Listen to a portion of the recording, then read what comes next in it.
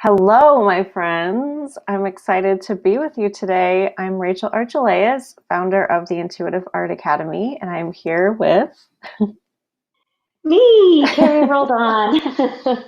Carrie is a certified intuitive artist. She's also our certification coach. She meets with our graduates and helps them expand their business, get more confidence, and do all that lovely stuff that happens when you have your own business. But today we're going to talk about your relationship with money.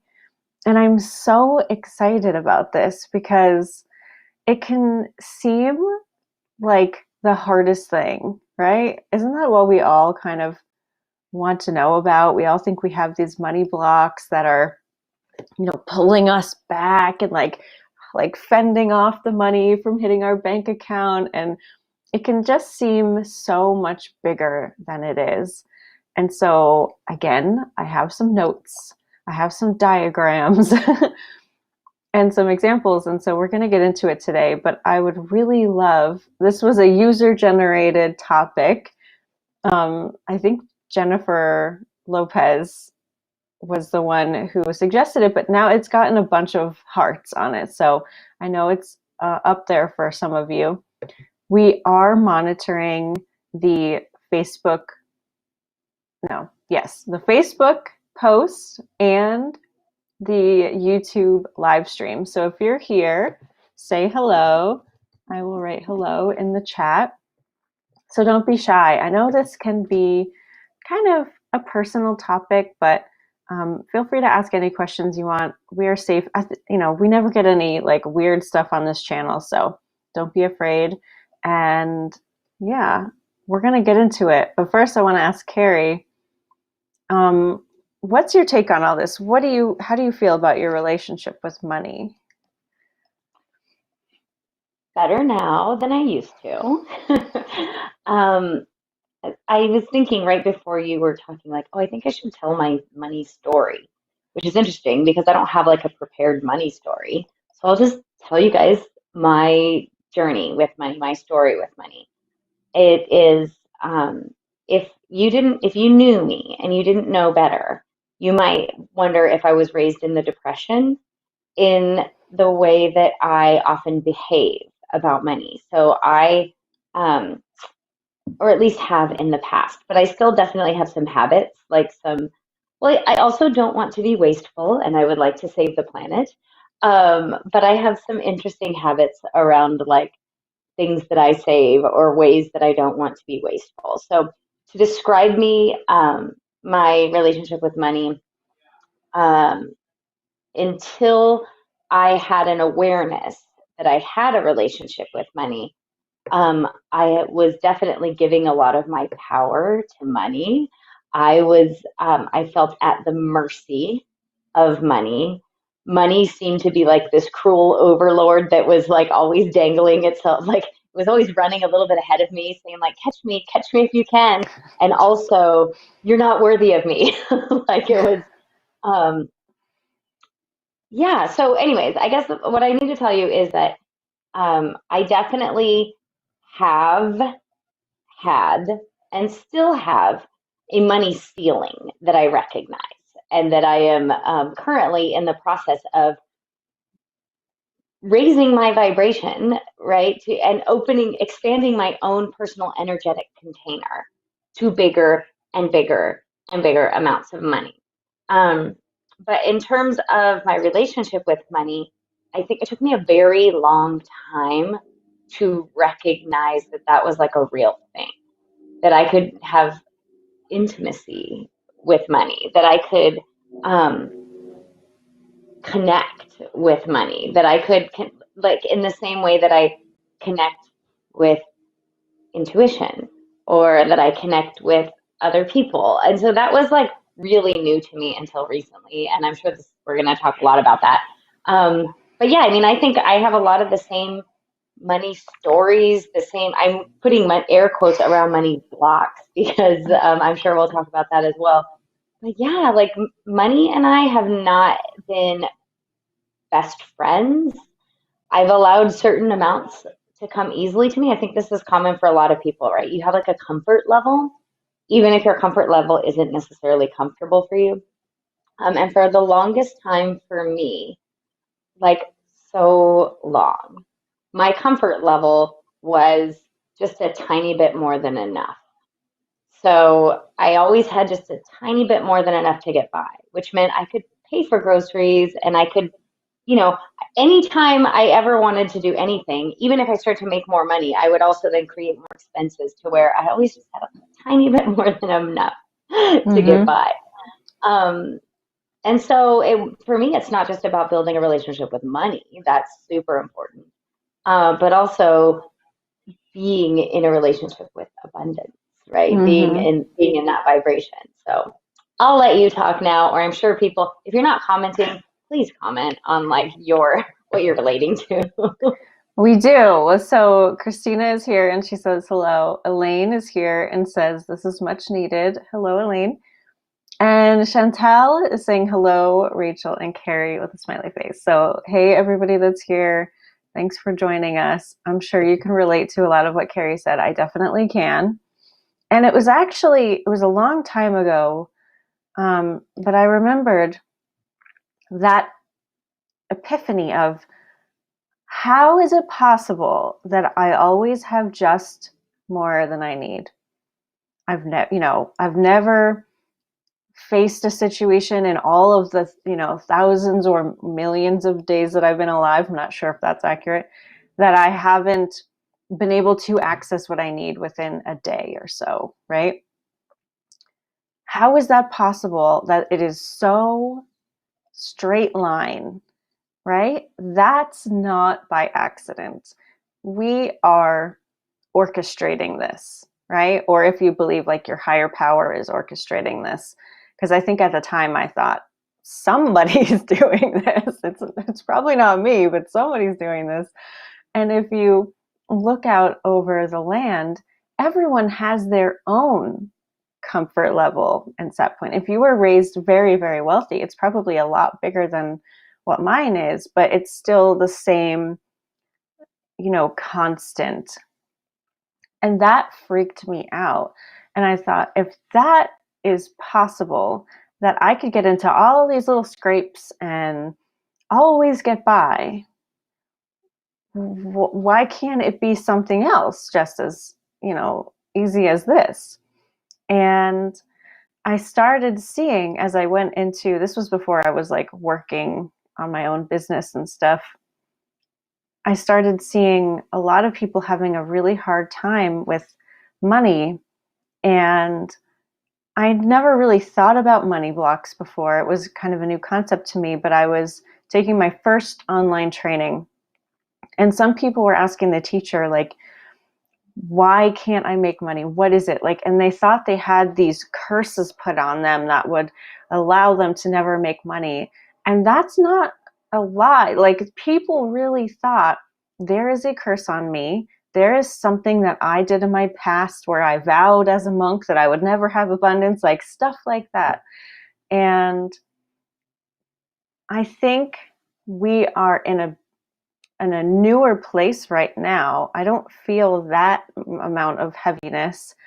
I feel a lot of lifting and more light around our abundance conversation now.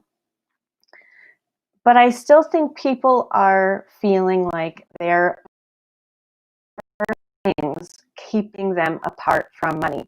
And that is what I want to talk about today, because there isn't. And I want to like show you simply what it is that is maintaining your relationship with money in the way that it is right now and how to change it, because it's simple, it's very straightforward, but it's hard to practice even for the people who practice it.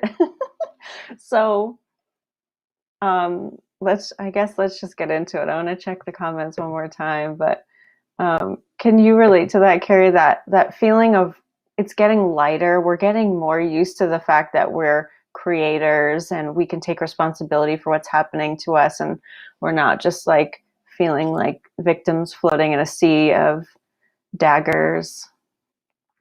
Oh, whenever you and I have these conversations, I always wonder, is this like a thing that's happening on the planet, or is it a thing that I'm noticing because I'm noticing, right? Is it a thing that I'm Mm-hmm. noticing now because I'm immersed in it? So honest answer is I don't know. I don't know if this is like a planetary shift or just a shift for you and me and the people that we hang around with.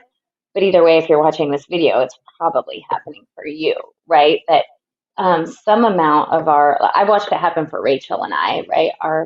Um, some amount of heaviness has lifted.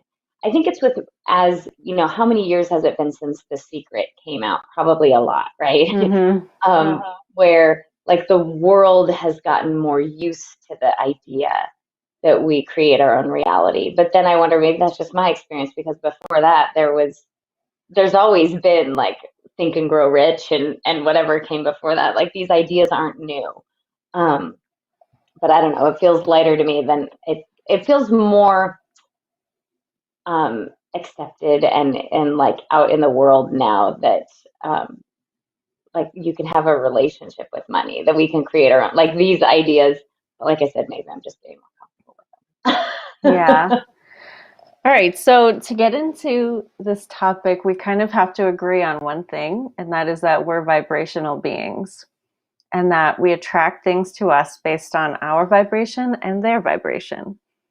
And so if you think to all those times where money was tight and, it was worse than it is now, or, you just were, you know, you weren't aware of this conversation, how did you feel? Like all those years for me where I was terrified that my car would need fixing because I wouldn't have an extra like $800 at a time, right? Like all of that, I remember feeling like, oh yeah, I'm okay. I'm all right. Like I'm not poor. I never felt like I didn't have anything.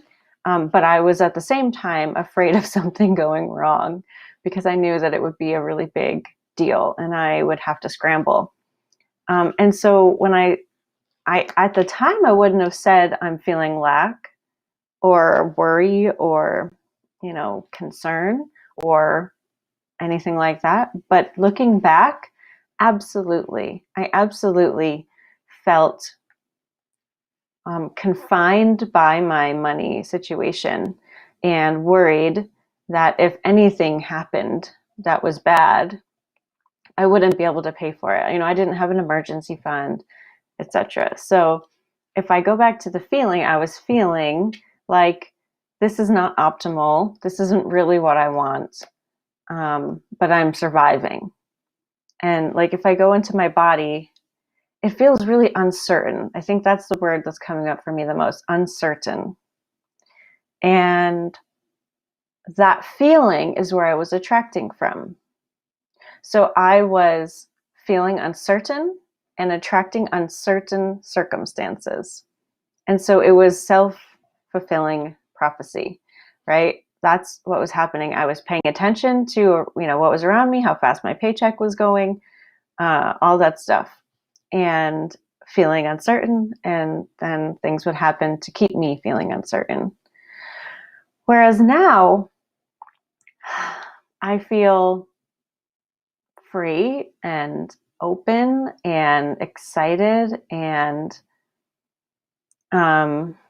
certain and comfortable and things like that. It's like I'm not living I'm living a few steps above where I was, but I'm not like going on designer shopping sprees and traveling the world in a private jet, right? Like the fantasy of being that like billionaire, I'm not living. I'm not even really living like um I maybe would have imagined I would have needed to live in order to feel wealthy, right? Like my lifestyle's not that different. It's just the feeling is different. I lived in a house, I still live in a house. I drove a used car, I still drive a used car. Like there's still very many similarities in the conditions, but I'm feeling really, really different. And my money story is really different. What I'm attracting is really different because how I'm feeling is different, and I've created a different attraction point.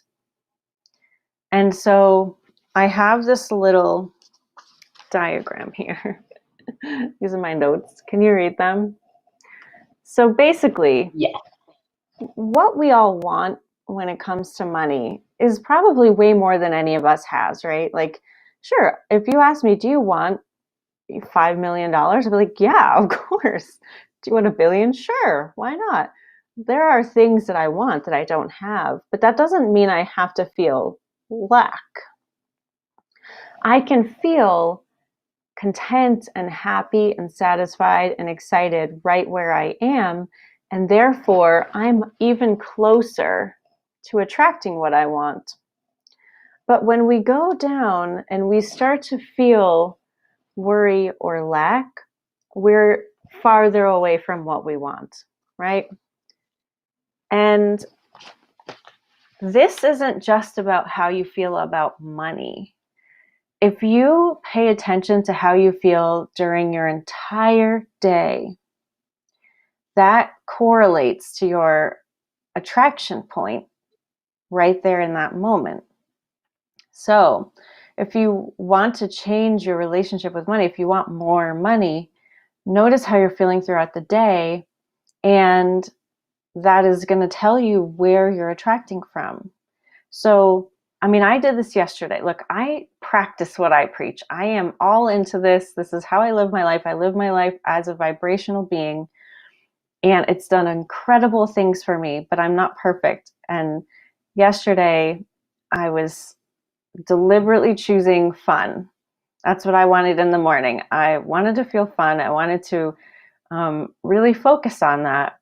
And of course, fun, it's not on here, but it's going to be somewhere up here. Like, fun is a very wonderful feeling to feel. And one of the first things that happened was I noticed on YouTube that like there was this big drama with someone that I used to watch all the time. And fun drama, right? They're not very compatible, but I found it so hard not to go into the drama. And I didn't watch the 40-minute video of the thing, but I watched the 10-minute video of the thing. And then I watched the, 15-minute video of the thing a few hours later. And I would then notice, other videos that were, maybe not the most positive, definitely not fun. And so I know how hard it is. I know how hard it is to go through your day predominantly feeling good. Of course, last week when I went hiking all day and then I went swimming, I mean, that was a very, very high fun day. But I came back to work and I came back to my house and I came back to all these other things. And even though I love, love, love what I do and everything in my life is pretty perfect, I've got like the perfect circumstances, I still know how hard it is to always feel good. So you can just take always feeling good off the to-do list right now because it's an impossible thing to accomplish and it's not necessary. But if you start to care about how you feel, you will notice how often you're not feeling good, right? I had an anomaly of a day yesterday where, yeah, I got sucked in and it didn't feel great, right? It was enjoyable to watch and kind of understand what was going on. And, there are drama shows on TV for a reason. We enjoy them in a sense, but it's not up here enjoyment. It's our body is tense and we're not sure what's going to happen. We're starting to feel bad for characters and we're not up here. We're not where we want. So if you care about how you feel, you will start to realize where you are. So if your money situation is not great, if you are in that place of uncertainty and worry and lack, just know like that's normal. It's absolutely okay. But if you can stop putting the focus there, if you can still, do your responsible thing, but as often as you can, find a way to feel better. find a way, find something else to focus on that moves you up the scale that will change your attraction point to money. That is the way to get out of that.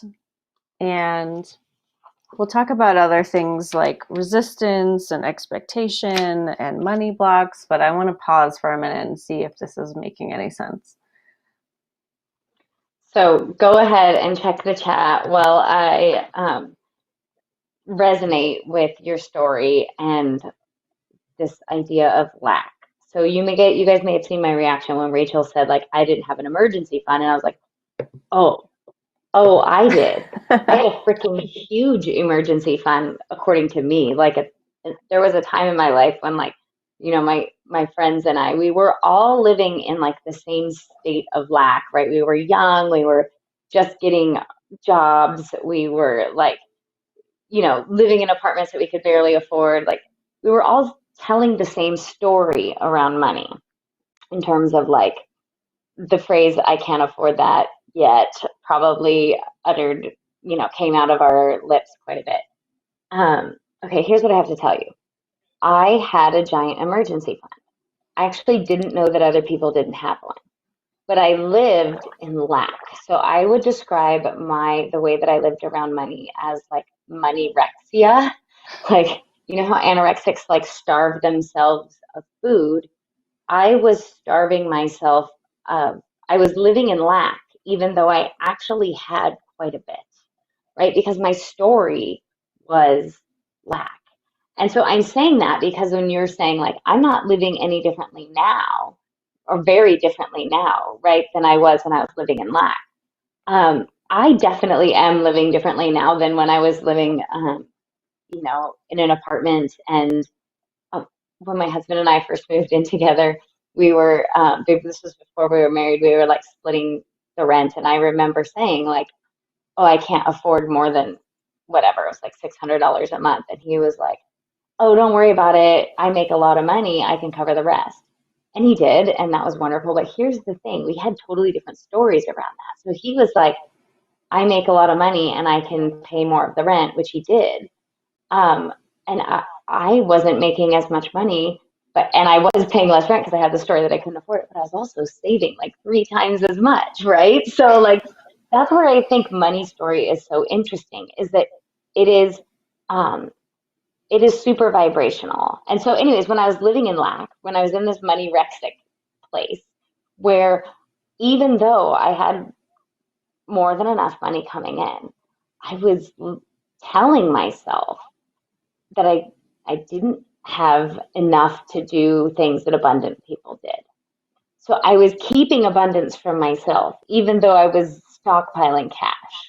Does that make sense? Mm-hmm. And so I had cash, I had money, but I wasn't living in the kind of abundance that I'm living in now. I wasn't living in, and I was not attracting money in the amounts that I wanted to attract money in, right? Because I was living in lack. Um, and so I can't think of like specific stories, but I probably manifested a ton of lack because of that, right?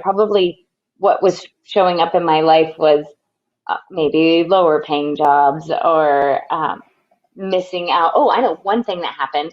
So during that time in my life, I was coaching cross country and track in high school. And if you get to, I know this now, but I didn't know this then. If your team goes on to like the postseason, so they make it past their league championships and they go on to further, you get extra pay for that. Hmm. I never got the extra pay for that. Like that's like one way, right? That my team did that every year. I never got the money for that because I was living in lack. Mm-hmm. So anyways, that's the sort of stuff we're talking about. I think we should move. Well, I don't know if you've got comments, but I think we should move on to the stuff you're talking about.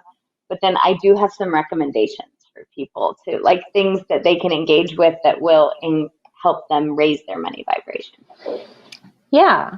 So right now we're in the part of the story where we're realizing how we're feeling during the day.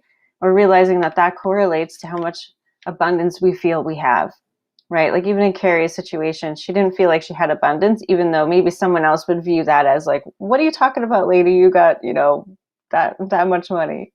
And that's really important. So before you go head on into your money situation, you want to feel better.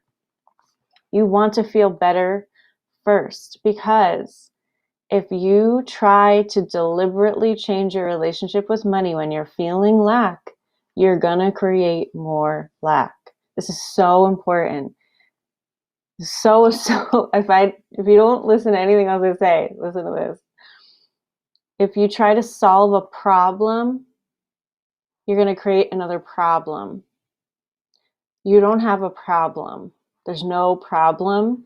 You just don't feel good. Go up, feel good, change the subject, get into a better feeling place any way you can. Go for a walk, go meditate, go climb a mountain, go swimming, talk to a really great friend, or like watch us if that makes you feel better, right? Then you have access to solutions.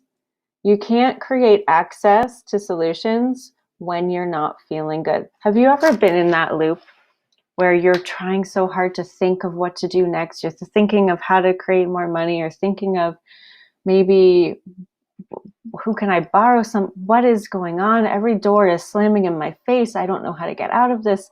That's because you're trying to solve a problem from a place where solutions don't exist. There's no solution here. Solution is feel better, feel better, feel better. And then, oh my God, my friend just gave me $200. Or, oh my God, this pathway just opened up. Oh my God, I just got the greatest idea of what I can do. That is how solutions come to you. So I just had to make that super clear.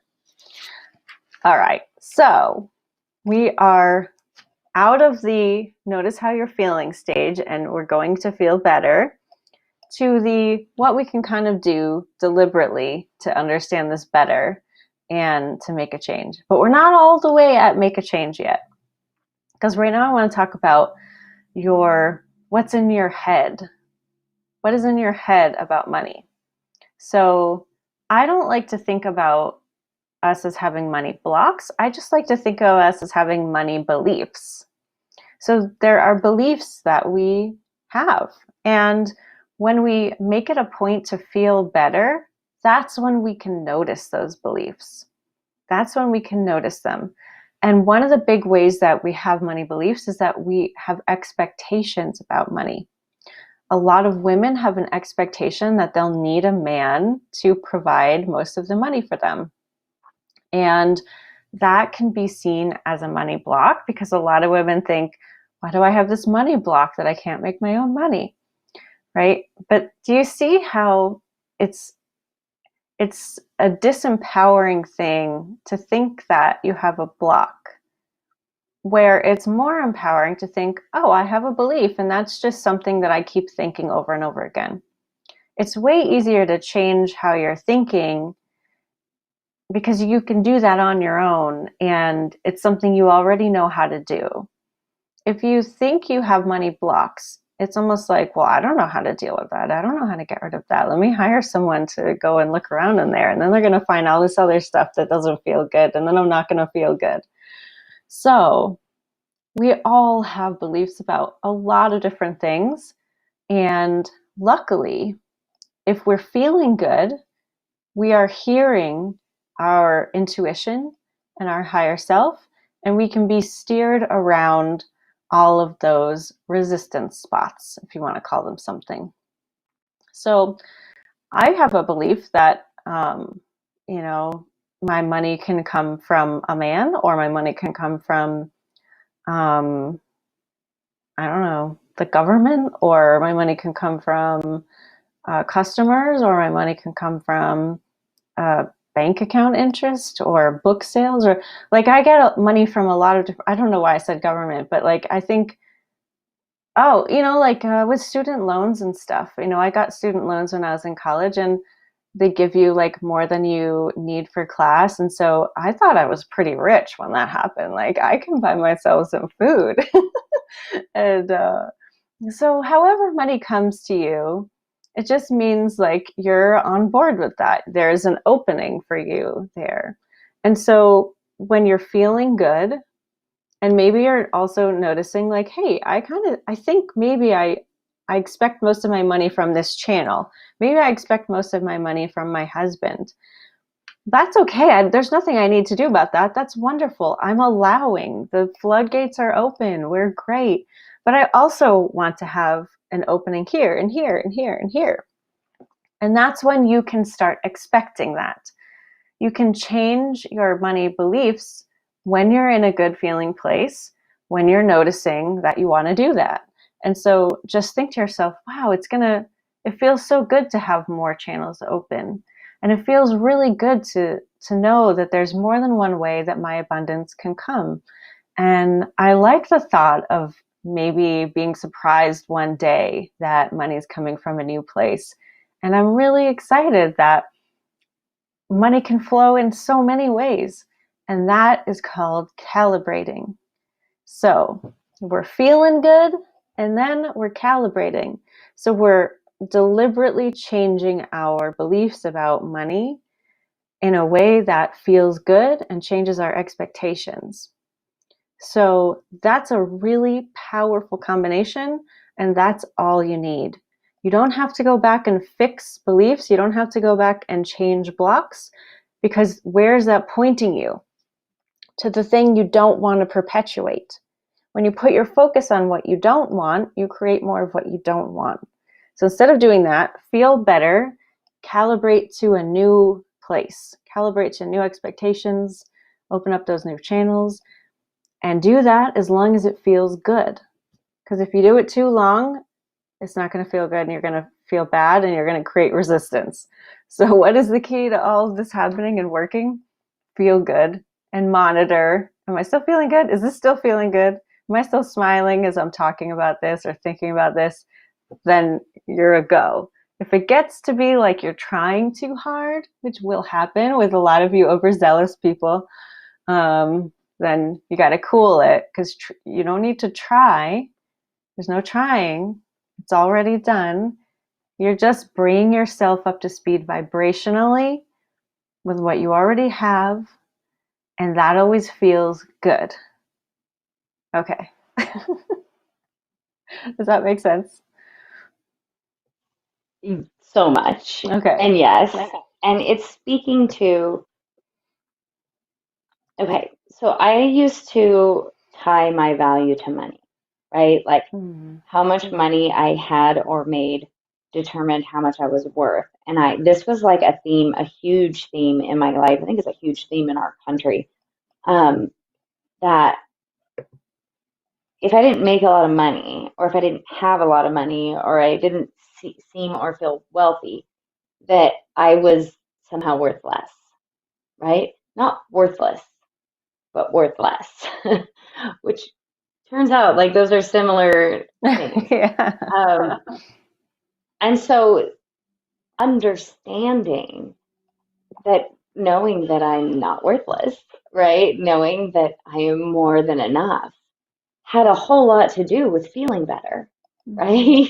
With moving up that scale. So I just wanted to say that for those of you who are there, who are tying your personal value to what a monetary value, and they're usually like kind of random too, like a number, like an imaginary number that you have, like I'll be worthy when, right? Um, Recognize, like, as I shift my vibration, as I recognize, as I tune into me, not looking externally for like I'll be valuable when, you instantly increase your own value. Does that, I don't know if that resonates, but like shifting into feeling better was so, so important for me, and something that I didn't really understand, because I was all about doing the work and clearing the blocks and hiring. Like I want, definitely, I recognized an issue, but I wasn't into like the feeling better. I was into the figuring it out. And so, if you, like Rachel said, if you heard nothing else, but that you can't solve a problem by trying to solve a problem, hear that, right? My work was feeling better. My work was learn loving myself. My work was in recognizing my value isn't tied to a dollar amount. Like, and I heard it so many times. I heard it so many times. People saying, stop worrying about money and the money will come. And I'd be like, F you. How do Yeah. I do that? Right? Hmm. Like, so I love the way that you talk about it, just in the like, listen, if you want to solve the problem, stop trying to solve the problem and feel better, right? Find a way to feel better. Because we have all had those experiences that Rachel was talking about, where when you just take a break, take a shower, you get inspired, or when you have, so this is a lot of the work that I do with people. I actually did this work with someone this week who, I mean, she was in it. And we just spent some time somewhere else, shifting her energy, looking at different possibilities, like spend some time not looking at the problem, but changing how she felt. And within, I mean, hours. Now, is her bigger issue solved just yet? No.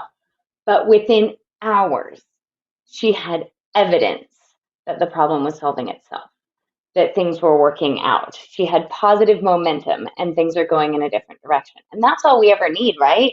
Is a little bit of momentum to notice things are heading in the direction that we want to go. And we're good. So, anyways, I know you asked me a different question and I got talking and forgot. So, Oh, it's all good. did did you have, there was something I wanted to say though also about dreaming and daydreaming. So Rachel is not a huge fan of like lots of money books or things on money, but there are a couple that well, there's one that Rachel recommended to me that I continue to go back to it and read. Um, and I can't even remember the title right now. Do you Busting remember the loose from title, the Rachel? money game. Busting Loose from the Hmm. Money Game. It's Just a don't read weird. all right, everybody, if you haven't read it, it's an excellent book, but don't read the chapter on people because that just trips everybody up. So if you get to the part where you're in a theater and there's like people there and then there's no people there, just totally skip that chapter. You won't miss anything. And it's an excellent book. Yeah, so go ahead. I totally forgot about that. See, because that wasn't the part that when you brought it up, I was like, oh yeah. And that chapter didn't even trip me up. I thought it was kind of cool. Um, so that one is great, right? That one really like helped me think differently about money and raise my vibration and make it a playful thing. But the other book I read recently, and I think it's called Love Money, Money Loves You. But there's a challenge. It's basically money has written the book. A woman has channeled the energy of money, and so it's a letter. The whole book is a letter from money to you.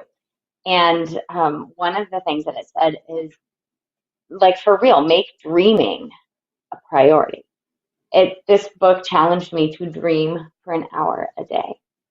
And I can like definitely say of any of the money practices that I have, right, between hiring people to change my blocks, between doing EFT, which I love EFT for um, changing my feeling state, right? Um, Dreaming, making myself dream, right? Like getting into the habit of making time to daydream and deliberately dreaming about how do I want to feel or what would be cool or what would that look like? That singular practice has, yes, it has opened up the space for more money, but it is more importantly changed that feeling state, right? Changed that way of being, changed my vibration better than anything else I've ever done. So my way of dreaming is I spend some time dreaming, but I'm journaling as I dream because that like tends to tether my dreams for me. Mm, Um, so anyways, I just wanted to say those things out loud. nice. I love that. And I love daydreaming too. I don't know about you, but do you feel like when you're daydreaming, you're receiving the images or are you creating them? Well, I can definitely tell when it shifts. So what happens for me is, right, I have a practice of dreaming. So sometimes it's easy to daydream, right? Like, you can just get there where you go, oh, that would be amazing, or wouldn't that be cool? And I also think that's a fun thing to play with Mhm. when people in your life are like, must be nice. And then I'll be like, oh, that must be nice. I wonder what that's like, right? If you hear that. So part of it is just finding your triggers and then shifting. Um, but for me, I notice a shift when I'm dreaming, when I'm going through the practice of dreaming. So usually that starts with revisiting some old dreams. And I don't mean old dreams, just like my go-to dreams. But it starts sort of feeling like a practice and feeling like, okay, let's see. Let's imagine myself in situation X, right? Oh, that'll be wonderful. So for me, I do have a dream of being able to travel by private jet, right? So I watched an episode of the Kardashians once and I was like, oh my God, look at how awesome that would be. Like to family vacation and it's just us on the plane. Oh, that seems amazing, right? So I do have that dream. But now when I go to that dream, sometimes it feels a little like, okay, here we go. We're getting on a private jet. Where are we going? Right? Like there's a part of it that feels kind of like forced, but inevitably in the process of getting myself to like, then it gets, then the dream shifts to fun. And I can feel when I go from conjuring Mm. to receiving, because then suddenly it feels like, oh, and we're going here, and these people are coming with us, and I'll receive for a certain amount of time, and it'll like feel so good, and then I can start to feel myself force it again, where then I'm like pushing it too hard, and like, wait, what does that look like? Or I'll start to go too much into like the details, and I can feel myself shift out of the dream, and that's when I know I'm done. I love that. That's when Thank I you know. for explaining that. Yeah. Yeah. And that's a really good part, segue to go into expectations.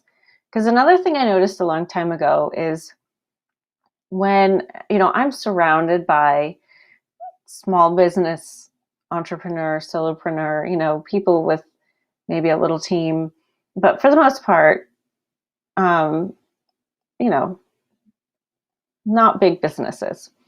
And I thought, how come I'm noticing a lot of my graduates and a lot of people like kind of stay in that below $100,000 a year or not, maybe making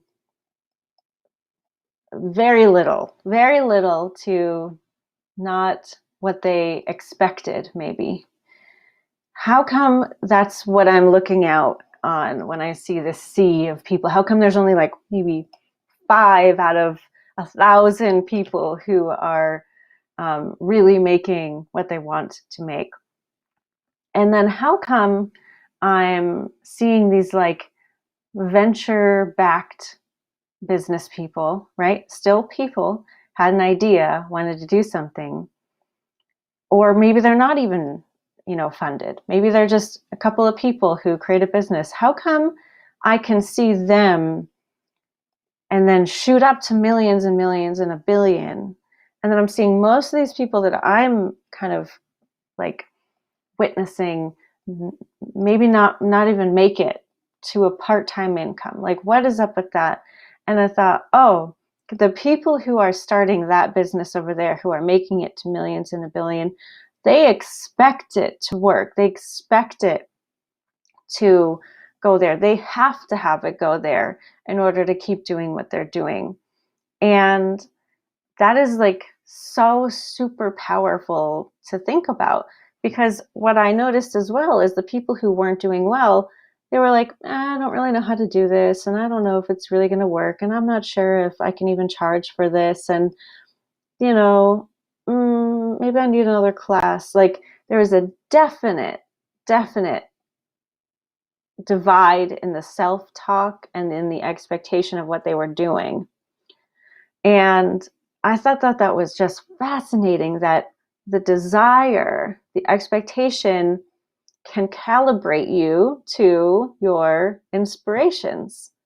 The person who's talking to themselves and I don't know if it's going to work, and I don't know if I can charge for this, and who am I to be doing this, are attracting those kinds of inspirations, right? They're attracting more of that.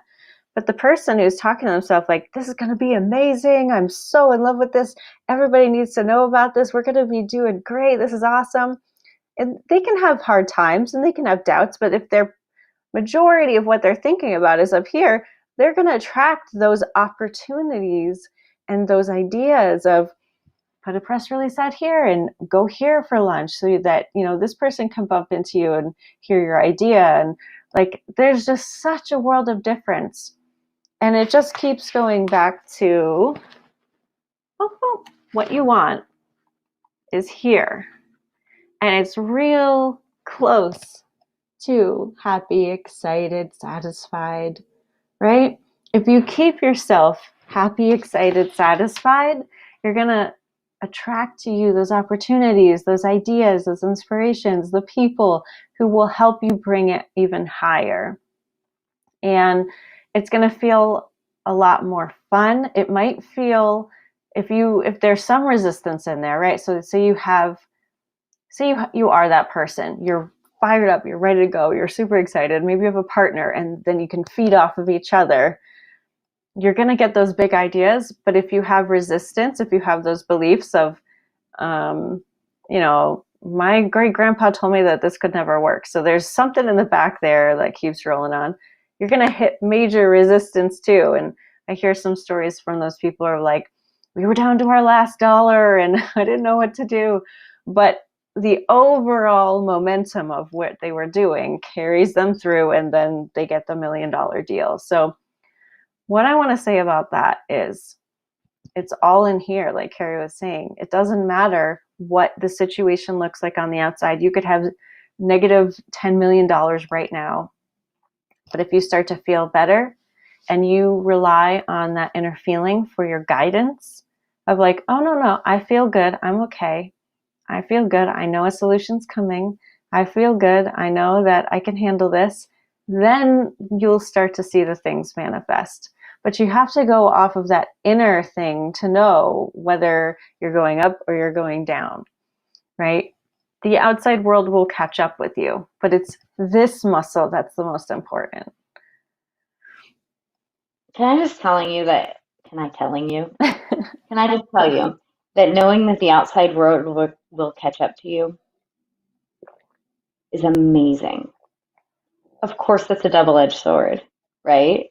But when you recognize whatever I'm focusing on, the outside world is going to catch up with me.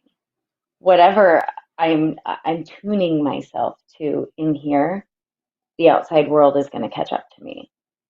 That's what makes us, like when Rachel's saying like she walks her talk and she lives this, like, yeah, me too, because the outside world is going to catch up with what's going on in here.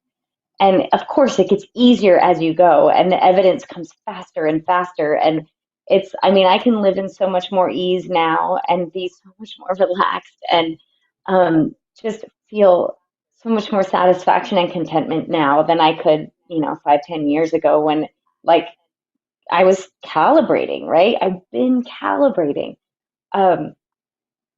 But yeah, I think just knowing that it gives me reason to keep doing the work. It gives me reason to keep focusing. Like, yes, the outside world is going to catch up with me one way or another. So what do I want to expect?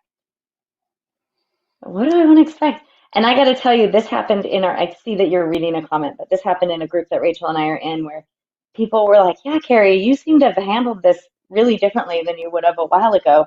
And it was the unexpected expense of my back. Ultimately, we realized we had to redo our pool, and it wasn't a project that we could put off. So we thought, like, okay, we'll wait until we'll save the money, and then we'll redo our pool. And then suddenly, it was kind of a pool emergency, and it was a huge, unexpected expense. And the way that I would have handled it when I lived in lack would have been to worry. I'd be like, how am I going to do this? And where's the money going to come from? And the way that I chose to look at it this time was, oh, well, I didn't expect it, but I trust that the money's going to show up, and isn't it going to be amazing?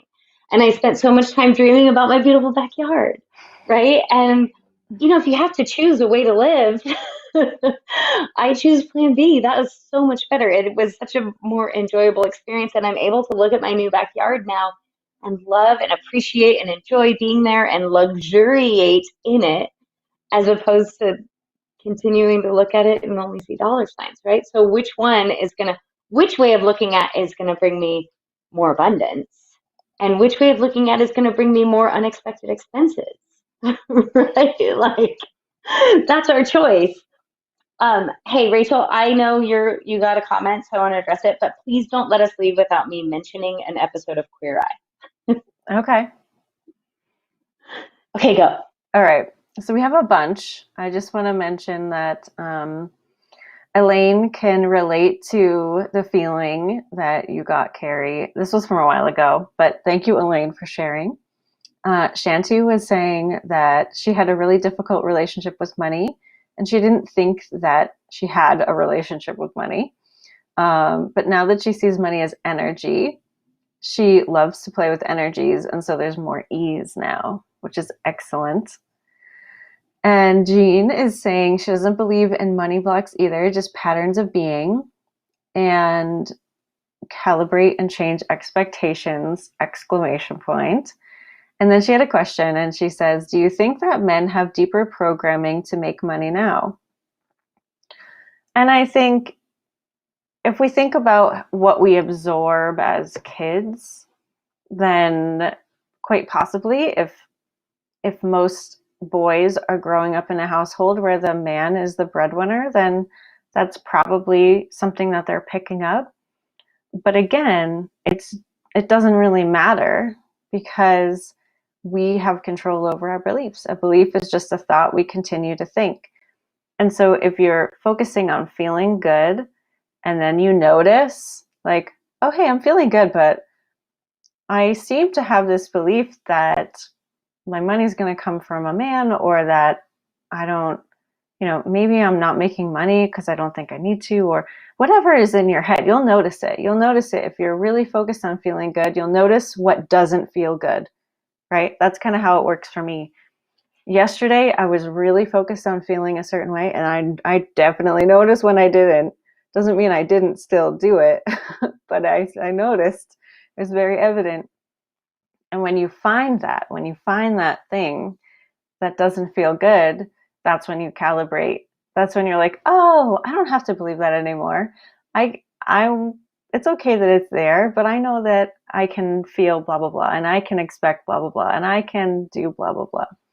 So it's really just about changing the habit of thought that you don't like, but it's about calibrating to the new one more than fixing something. You're not fixing anything, you're letting that be there. You're just deciding what it is that you'd rather feel and think. So, yeah. And I think this is the perfect segue, thank you, Jean, into my most recent obsession. So I just watched an entire season of Queer Eye in a day. If you don't watch Queer Eye, you are missing out, people. I freaking love this show. But one of the reasons that I love this show is because it is at its core about helping people see themselves differently, right? Helping people change their pattern of belief um, that's kept them stuck in whatever situation that they've been in. And so, what I find interesting about Jean's question is she said, do you think men grow up with a different money story? And I think, like for me, as a middle class white woman, it's quite easy to say that yes, right? In my immediate surroundings, I think that men grow up with the story that it's their job to provide, and women grow up with the story of it's your choice, right? You want to get into a situation where you can choose to provide or not. At least that was the story of my upper middle class white upbringing. I don't think that's the story for all men. I think that that's the story that that the men that I was surrounded with, that I think, my generation, so Jean, as I'm talking to you, your generation as well, right? With the stories we saw on television, like it was the energy that we were marinating. I definitely think that is shifting, and that's not true for all men and all socioeconomic backgrounds. So this leads me to this episode of Queer Eye. And a lot of Queer Eye is about changing people's money stories. So it may not look like that, right? It may look like, but they leave feeling up leveled and more confident and more valuable and worthy of receiving more. And a common theme in Queer Eye is that people put themselves last on their list, and they're afraid to ask for help, and they're too busy worrying about how everybody else feels and not busy enough worrying about their own feelings, right? So we as a society love watching this show because we love watching the transformation and we love watching them grow. But there's a specific episode in season 5 where there's a young man who has a story about how he wasn't wanted. So the long story of him, do you know what I'm talking about, Rachel? Do you know what I'm talking about? I haven't Okay, so watched the the long latest story, season yet. oh my God, watch I will. Yeah, I it. love that show. Well, he's got this story that is, and so, let's see, how can I tell a story quickly? He, um, sometime in his childhood, was estranged from his mother because they grew up in a rough neighborhood where there was lots of drugs, and he came from extreme poverty. And at one point, his mom got an apartment, and she had more kids than people who were allowed to live in the apartment. So she sent him to live with somebody else. So first of all, like that's not a situation that I can imagine, right? So he went and lived with somebody else. Now, luckily for him, the somebody else that he lived with was incredible. And she loved him, and he had a great situation there. And his, you are worthy was pumped into him. But he had a moment, and this is where, like, our stories, what we consider blocks, right, are just belief patterns. He had a moment where he was 11 years old where that changed. And he was telling himself one story. Basically, he got sent back to his mom. He was telling himself a story about why he got sent back to his mom when the story was totally different, right? He never knew that story. And that sort of led, like stability felt like it was ripped out from under him, and that led him down a path where even if he was a smart kid, he managed to beat the odds in high school and still graduate. But his he came from instability, and he was creating instability, right? So even though he was fighting hard for what he knew was right, he had periods of homelessness, he had kind of low paying jobs, but he was definitely spent a long time financially unstable because his whole life story was financial instability, or bigger than financial, right? It was just instability. He was like in the survival mode his whole life. So, anyways, we meet him at the point in the story where he's now had a stable job for a while.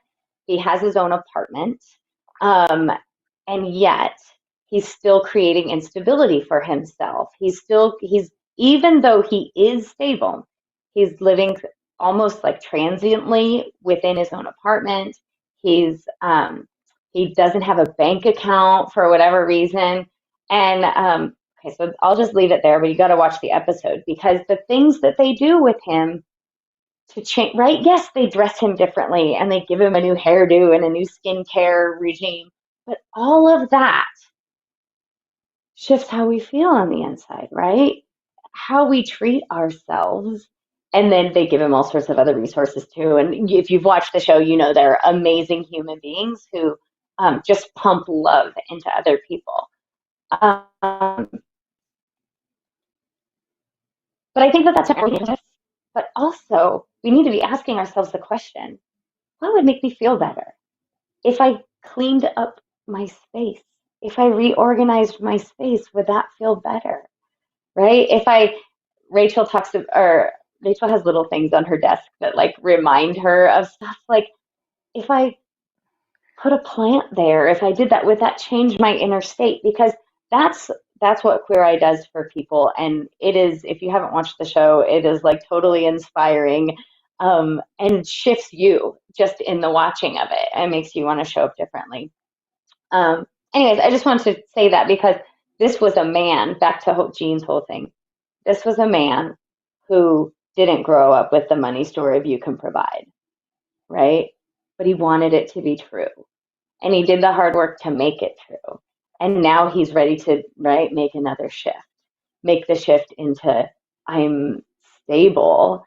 And then after stability comes another shift, right? I'm abundant. And that's it. I just want to say that.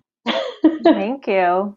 I love that. But I also want to say it's amazing to watch these things. It's amazing. I mean, I used to watch The Biggest Loser too, which I used to enjoy. But then, you know, if I'm sure they have the best of intentions on all things like this, all transformation shows. It's all, I mean, I love watching it because you feel good while you're watching it.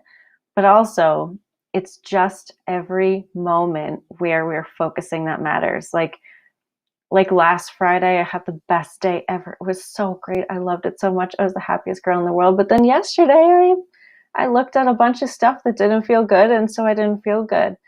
And so it's in every moment we get to decide where we are, right? Do we want to be closer to what we want? Do we want to feel excited and happy about our lives? Or do we want to, go back? We can choose to look at whatever we want. And that's the gift of free will.